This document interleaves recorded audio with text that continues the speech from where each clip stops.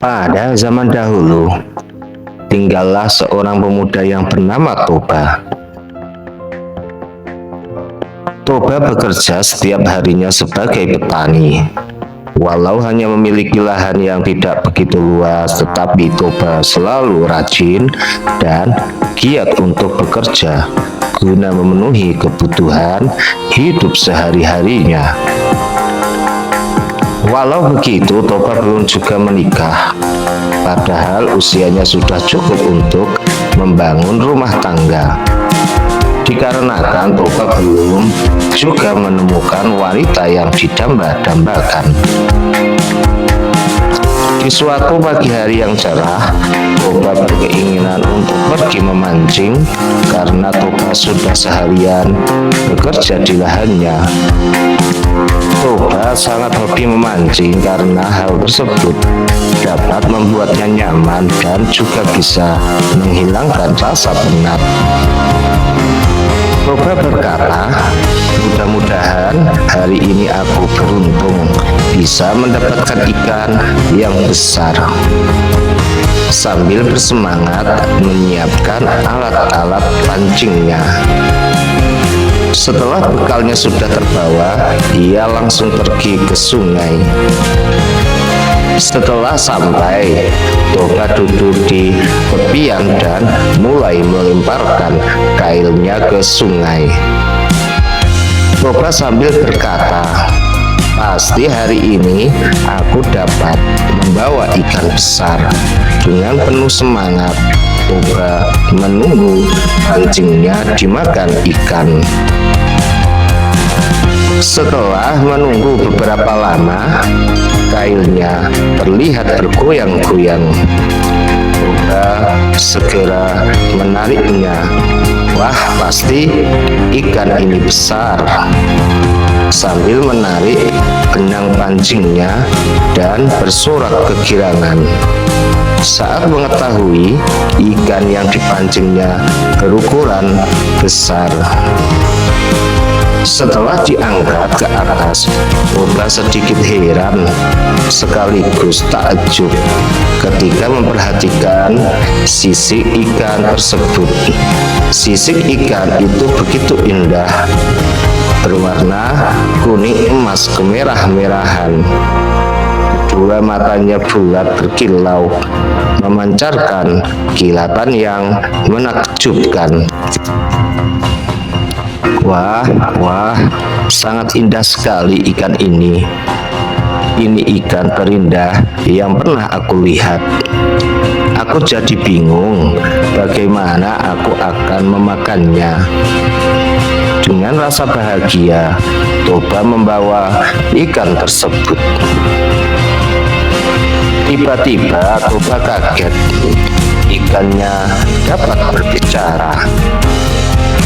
Jangan makan aku, kata ikan tersebut. Maka aku bersedia menjadi istrimu. Lalu ikan tersebut menjatuhkan dirinya ke tanah dan berubah wujud menjadi seorang gadis yang cantik jelita. Toba menggosok-gosokkan mata tak percaya. Apakah aku sedang bermimpi? Toba masih tak percaya. Lalu ikan tersebut menjelaskan, tidak, kau tak sedang bermimpi. Namaku Puteri Intan. Kalau kau tak memakanku, aku akan menjadi istrimu. Mendengar jawaban dari ikan tersebut, Toba semakin takjub, tidak percaya. Lalu Toba dengan perasaan yang sangat senang bersedia mau menerima ikan tersebut menjadi istrinya. Toba tak menyangka akan mendapatkan istri secantik Puteri Intan. Sebelum menikah, Puteri Intan meminta satu syarat pada Toba. Kau harus bersumpah tidak akan pernah menceritakan asal-usulku pada siapapun. Jika sumpah itu kau langgar, maka akan terjadi petaka dahsyat. Lalu Toba menyetujui permintaan syarat yang diberikan oleh sang ikan dan bersumpah di hadapan Puteri Intan. Aku Toba tidak akan pernah memberitahu siapapun tentang asal-usulmu. Ia pun kembali ke rumah dan mengadakan pesta pernikahan yang dihadiri orang-orang di desa. Penduduk desa yang takjub melihat kecantikan istri Toba sangat penasaran dan menanyakan asal-usulnya. Tentu saja Toba tak bisa menceritakan. Orang-orang pun sedikit curiga, namun tak dapat memaksa. Toba dan Putri Intan hidup bahagia setelah menikah. Toba semakin rajin dan giat bekerja untuk mencari nafkah, mengelola sawah ladangnya dengan tekun dan ulet. Mereka pun hidup sejahtera tanpa kekurangan. Tak lama kemudian, kebahagiaan mereka semakin bertambah dengan adanya seorang bayi laki-laki. Mereka memberi nama Samosir. Anak itu kemudian tumbuh menjadi seorang anak yang sehat dan kuat. Ia menjadi anak manis tetapi selalu merasa lapar. Ia makan lebih dari 3 kali sehari dan porsinya melebihi orang dewasa. Kadang-kadang makanan yang disediakan ibunya untuk mereka bertiga dihabiskannya sendiri oleh Samosir. Toba berkata, "Banyak kali kau Samosir makannya. Makanan untuk bapak juga kau makan." Kadang Toba berucap dengan penuh emosi. Putri Intan berkata, "Biarkanlah Pak, biar Samosir makan dengan banyak, kita dapat mencari makan lagi." Toba berkata, "Kau ini selalu memanjakan anakmu Samosir."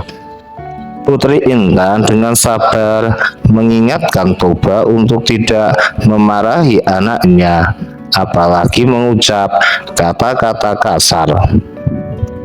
Putri Intan berkata, "Bagaimanapun dia itu anak kita dan ia sedang dalam masa pertumbuhan, makanya ia makan banyak." Dengan penuh kesabaran, istrinya menenangkan Toba.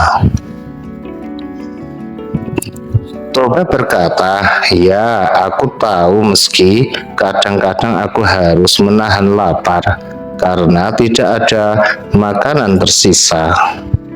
Putri Intan berkata dengan penuh pujian, "Engkau memang seorang suami dan bapak yang baik."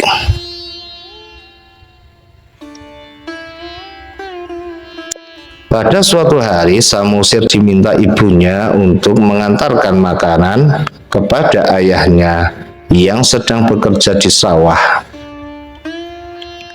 Ibunya menyuruh, "Tolonglah bawakan makanan ini untuk bapakmu."